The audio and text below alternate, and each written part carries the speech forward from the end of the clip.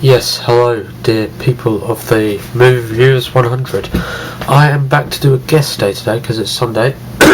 Sorry, I used to be the Thursday dude, but then I quit because I guess I just did. And now I'm going to do a guest review.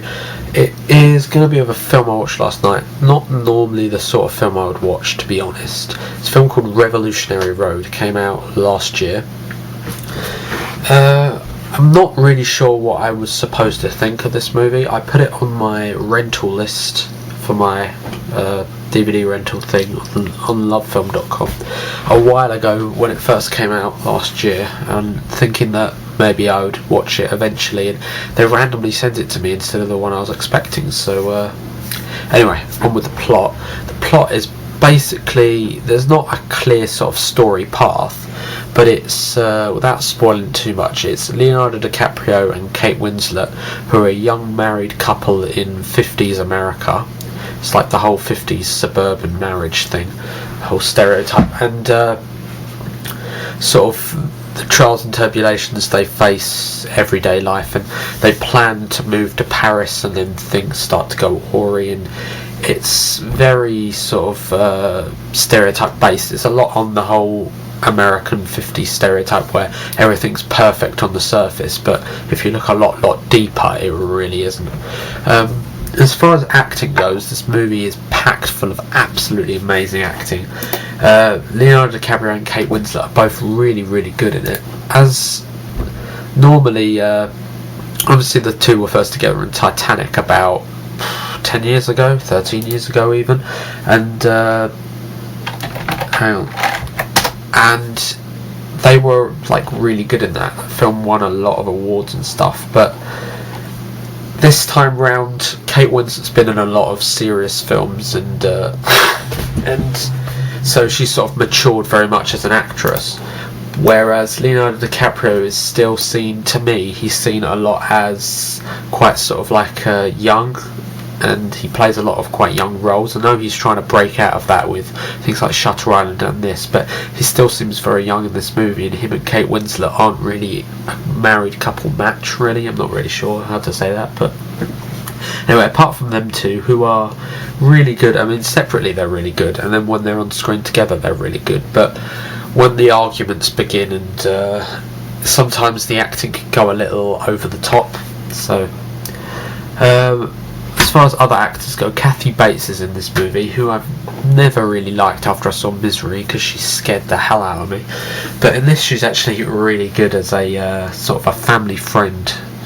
She's an estate agent, she's a family friend, she's like, I don't know, the voice of the 50s, I guess. And there's another really good actor in it who I had never seen in anything before, a guy called Michael Shannon. I'm not sure, you might want to Google him if you've never heard of him. I've never heard of him. He played a mentally ill man who sort of like pesters them. He's just really insanely good in it. So, I mean, it got nominated for 3 Oscars. It didn't win any of them, although Kate Winslet was nominated for this film for Best Leading Actress and The Reader, and she won it for The Reader instead of this one, which is no real surprise because I didn't really see this as Oscar worthy, I guess. I mean, as opposed to acting, I guess, but anything else. I mean, it's directed by Sam Mendes, who showed a lot of the similarities, I guess, with his first movie, American Beauty, which happens to be my favourite movie of all time. And I guess this is, a lot of people have been saying it's very much American Beauty but without the humour. It really isn't. It's a completely different story altogether.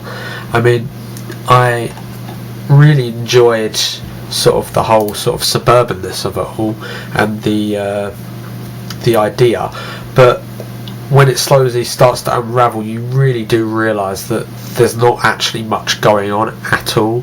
It's very much just a married couple quarrelling most of the time. The music, which I don't normally comment on, but there is a lot of, considering it's done by Thomas Newman, who also did American Beauty, and he's done a lot of other things, there is a lot of the American Beauty sense in it, and the score really sort of sets the quite sort of vague, sort of tragic tone of the movie, I guess. It's very, there's no pace to the movie at all, and it's very sort of like limpy. It doesn't really know where it's going. It's like it's almost making it up as it goes along. You do very much feel like what is going to happen next, but the problem is when you do say what is going to happen next, most of the time nothing does actually happen next. It just sort of like carries on sauntering and sauntering. It's more not what's going to happen next, but when is something going to happen. And then when something does happen, although it's quite tragic towards the end, it's dealt with in a very sort of tastefully dramatic way, let's say, because I won't tell you what, but it is quite shocking in the actual film. And what else was I going to say about the film? It's very sort of one way in the fact that, I mean, I could see myself getting very bored with this movie. That's why I watched it quite late at night when there was nothing else on, nothing else to do, nothing really to distract me. And I can see a lot of people getting very bored with this movie, and the fact that it just saunters on and on and on with not much sort of clear view ahead. And as I say, it does take quite a while for something to actually happen, and when it does, although it is shocking and very good, it's just a bit... I mean, it is based off of a novel, so a lot of the story isn't really the actual film's fault, and the way the film is made is actually very, very clever, but it does have a sense of the what I call the Hollywood syndrome, which is basically when a movie tries to be something it really isn't, and a lot of the sort of the whole normal movie shows start to appear, like for instance doors being left open when people are leaving houses and that sort of thing, and things coming from nowhere. Like there's a scene in the movie where Kate Winslet runs into the woods and Leonardo DiCaprio runs after her. No real spoilers there anyway.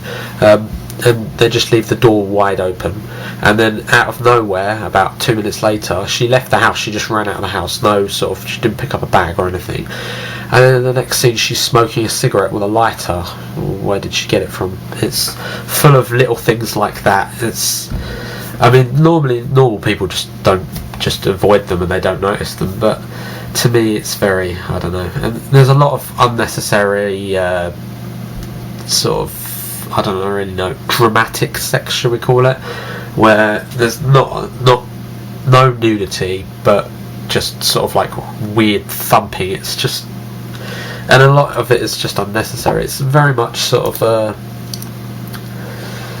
overall, I guess it's just attempting to show that although the 50s American stereotype is what a lot of people want to see in their families, just like a nice family, 2 kids, a lot of it is, there's more to it than that.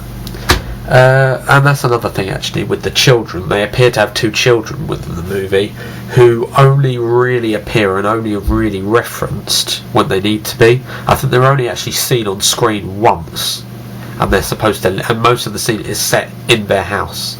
It's very sort of right, and it does sort of like it portrays this sort of dull, lifeless story in a very sort of Hollywood way, so they make it over dramatic. But as I say, the acting is very good in it.